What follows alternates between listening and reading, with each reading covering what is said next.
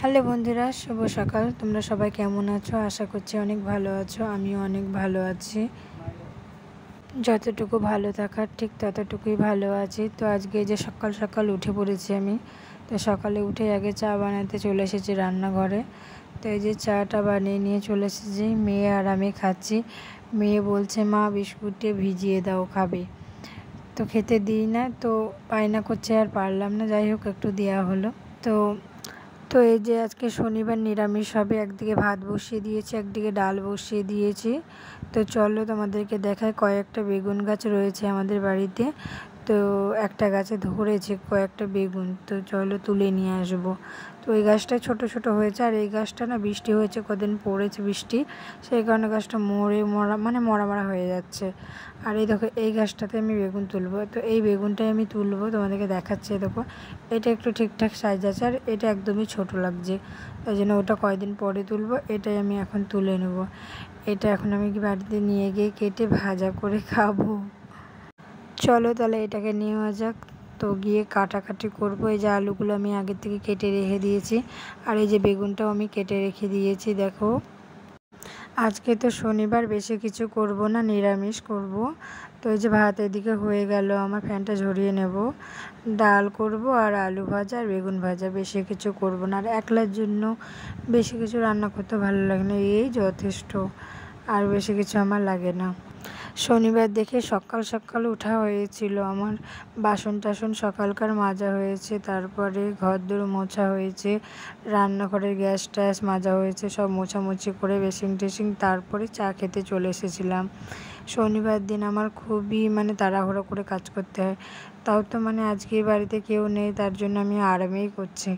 যদি বাড়িতে সবাই থাকে তখন আমাকেও এমনও দিন যায় আমার, রাতের বেলায় বাসনগুলো মেজে রাখতে হয় আমার। সকালবেলায় পারা যায় না। তোমাদের দাদাভাই 9টার সময় কাজে যেত আগে, যখন একদমই পারা যেত না, তাড়াহুড়োতে আমি মাতে করে পারতাম না। তো দেখলেই তো আমার ডালটা ছোক দেওয়া হয়ে গেছে। তো ডালটা হয়ে গেল। তো চলো একটু বেগুনগুলোও ভেজে নিই। বেগুনগুলো ভাজতে ভাজতে তোমরা সবাই ব্লগটা কন্টিনিউ দেখতে থাকো। আর তোমরা কীরকম ভিডিও দেখতে চাইছো নিশ্চয়ই কমেন্ট করে বলো বন্ধুরা।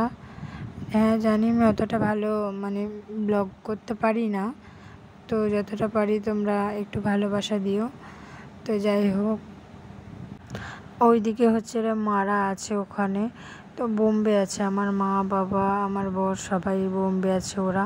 তো বোম্বের বাজারে তোমরা যারা গেছো তোমরা তো জানোই, ওখানে খুবই অসুবিধা হচ্ছে ওদের। অসুবিধা বলতে কীরকম, ওখানে এক ট্যাঙ্কি জল ভরে দেওয়া হয়। সেই ট্যাঙ্কে জল পরিমাণ মতন সবাইকে ইউজ করতে হয়। তো আমার মা বলছে ফোন করে যে জানিস, এক বালতি জলে স্নান করতে হচ্ছে। এরকমও কষ্ট করে থাকতে হয়, আরও অসুবিধা। তাও অনেক সুবিধা পেয়েছি, কারণ ওখানে হচ্ছে আমার এক পিসির বাড়ি আছে, সেখানে উঠেছে আমার মা বাবা আবার, তার জন্য অনেকটা সুবিধা হচ্ছে। তো ভালোই আছে, তবু একটু তো এবার বাইরে তো গেলে একটু কষ্ট করে তো থাকতেই হবে, তাই না? তো চিকিৎসাটার জন্য এইটুকু কষ্ট কিছুই না। আর ওখানে যদি ভাড়া নিতে যাও তাহলে দিন গেলে 1000 টাকা। এবার যদি 30 দিন থাকা হয় 30,000 টাকা লেগে যাবে। বাবা, অনেক খরচা ওখানে, অনেক। বলছে তো শুনে আমি অবাক, যাওয়া আসা ভাড়া প্রচুর ওখানে। হ্যাঁ, অনেক সকালে উঠেছিলাম, কিন্তু কি বলো তো, চাটা খাওয়ার পরে না মাঝখানে অনেকখানি বসা হয়ে গেছে। বাড়ির থেকে ফোন এসেছিলো, ওদের সাথে খুব কথা বলছিলাম। অনেক কথা বলতে বলতে না যে এত দেরি হয়ে যাবে বুঝতে পারিনি। তো আমার খেতেও অনেক লেট হয়ে গেল। এই যে খাওয়া দাওয়া করে নিয়েছি, দিয়ে বাসন ছিল অনেক কটাই, সেই বাসনগুলো মেজে নিলাম। এরপরে আবার কী বলো তো, শর্ট ভিডিও করব, লাইভ করি, একদমই সময় হয় না, খুব কষ্ট করে। আর নিজের বাচ্চাটাকে নিয়ে সামলানো, তারপরে ভিডিও করাই, তারপরে এই দেখো এডিট করছি, কি বলবো, সময় দিতে পারি না। খুব কষ্ট করে ভিডিওগুলো দিচ্ছি।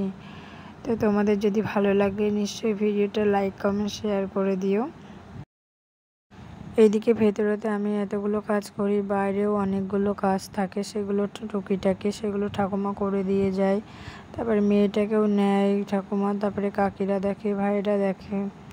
তার জন্য আমার একটু চলে যাচ্ছে, তবুও এবার সারাক্ষণ জ্বালায়। মা থাকে যখন খুব সুবিধা হয়, মা না থাকলে যে কতটা অসুবিধা, সত্যি এই পরিস্থিতি যদি না আসতো আমি কখনোই বুঝতাম না। মায়ের মতন কেউ হয় না, মায়ের মতন করে কেউ চিন্তা ভাবনাও ভাবতে পারে না। তো আমি মা না থাকাতে সত্যি বুঝতে পেরেছি। তারপরে দেখো বাজার হাট সব কিছু আমাকে একলা হাতেই করতে হচ্ছে।